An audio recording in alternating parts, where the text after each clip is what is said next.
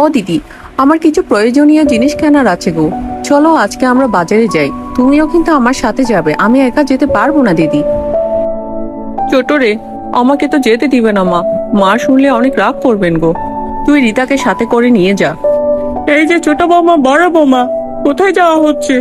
আর হ্যাঁ ছোট বৌমা, তুমি গেলে যেতে পারো, বড় বৌমা কোথাও যেতে পারবে না। আজকে ঘরে মেহমান আসবে। বলি ও ছোট বৌমা, মেহমানদের সামনে তুমিই আসবে। বড় বৌমা, তোমাকে আমি মানা করে দিলাম। তোমার ওই অসুন্দর চেহারাটা নিয়ে আমার মান সম্মান খোয়াবে না। ও দিদি, কতদিন পরে আসলে গো তুমি?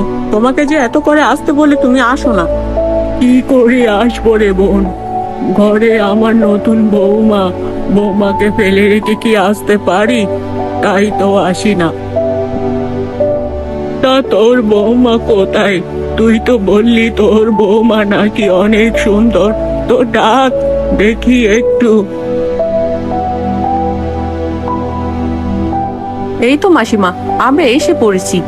আমি ছোট বউ, আর উনি হচ্ছেন আমার বড় দিদি। ছোট বৌমা, তোমাকে বলেছিলাম না চা দিতে? যাও চা নিয়ে আসো। মা, আমি নিয়ে আসছি চা। ছোট তুই থাক, আমি এখনই গিয়ে চা নিয়ে আসছি। রে ললিতা, এ নাকি তোর সুন্দরী বৌমা? এই কুৎসিত মহিলার হাতে আমি চা খাবো না। আপনার যদি চা খেতে ইচ্ছে না করে আমাদের কোনো সমস্যা নেই মাসিমা। আপনি চাইলে আসতেও পারেন, আবার চাইলে থাকতেও পারেন। ও মা ললিতা, এই নাকি তোর সুন্দরী বৌমা সুন্দর ব্যবহার? এরকম বাড়িতে আমি জীবনেও পা রাখবো না। আমি চললাম। ও দিদি, রাগ করো না দয়া করে, থেকে যাও না। আরে ওরা ছোট মানুষ। ছোট বৌমা, তুমি এটা কি করলে? তুমি আমার মান সম্মান ডুবিয়ে দিলে এভাবে। মা, আপনি যদি আমাদের মান সম্মান না চিনেন, আপনার মান সম্মান আমরা চিনবো কি করে? আপনার যদি নিজের মেয়ে হতো, আপনি এইভাবে কথা বলতে পারতেন? আর দাঁড়িয়ে দাঁড়িয়ে নিজের মেয়ের অপমান সহ্য করতে পারতেন? মা অনেক রাগ করেছে, খাওয়া দাওয়া বন্ধ করে দিয়েছে, আবার এখনই ডাকতে হবে। মা, ও মা, উঠুন, খাবার খেয়ে নেবেন, চলুন। দুপুরবেলাতে কিচ্ছুটি মুখে দেননি।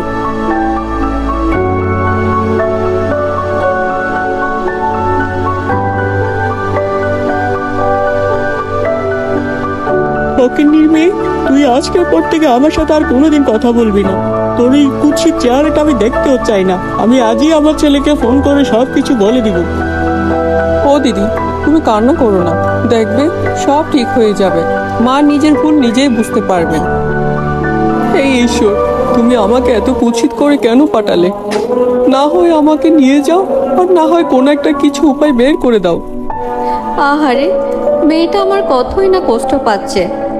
তুমি কষ্ট পেও না মা, দেখবে তোমার সুখ একদিন আসবেই আসবে। মা, ও মা, দেখো আমার কি অবস্থা হলো।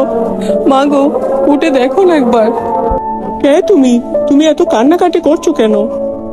মা গো, আমি তোমারই মেয়ে পদ্ম। গতকাল রাতের বেলা হঠাৎ আমার গায়ের রং পাল্টে যায়। আমার শাশুড়ি আমাকে মেয়েরে ঘর থেকে তাড়িয়ে দিয়েছে মা গো। এটা কি হলো?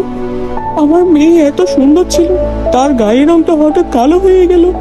নিশ্চয় আমার বৌমার সাথে বড় অন্যায়গুলোর প্রতিফল পাচ্ছি আমি। পদ্মমা, আমি তোর শাশুড়ি মার সাথে কথা বলবো, তুই কোনো চিন্তা করিস না। তুই এখন ঘরে গিয়ে বিশ্রাম নে।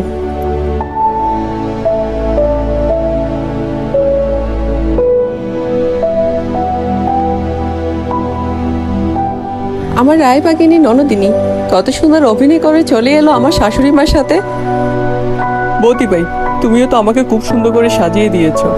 আমার সাজটা একদম বুঝাই যাচ্ছে না যে আমি মেকআপ করেছি।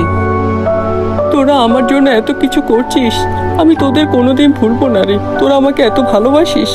ও বৌদি ভাই, তোমার জন্য না করে কার জন্য করবো বলো তো? সে বিয়ে করে আসছো পর্যন্ত আমাকে ছোট থেকে বড় করলে, নিজ হাতে বিয়ে দিলে। তোমাকে তো আমি অনেক ভালোবাসি বৌদি ভাই।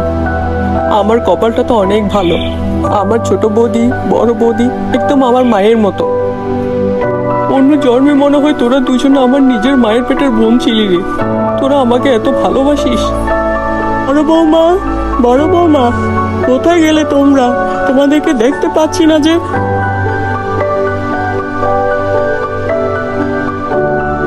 ও বড় বৌমা, আমাকে তুমি ক্ষমা করে দিও।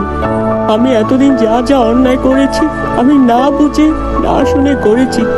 আমাকে তুমি ক্ষমা করে দাও বড় বৌমা, আমি অনেক ভুল করেছি। মাগো, আমাকে পাপের ভাগীদার করবেন না। আপনি এতদিন যা যা করেছেন আমি আমার নিজের মা মনে করে সব ভুলে গেছি মা। মা, ও মা, ও ছোট বৌদি, বড় বৌদি, এত চেঁচামেচি কিসের? আমার মেয়েটা আবারও সুন্দর হয়ে গেল।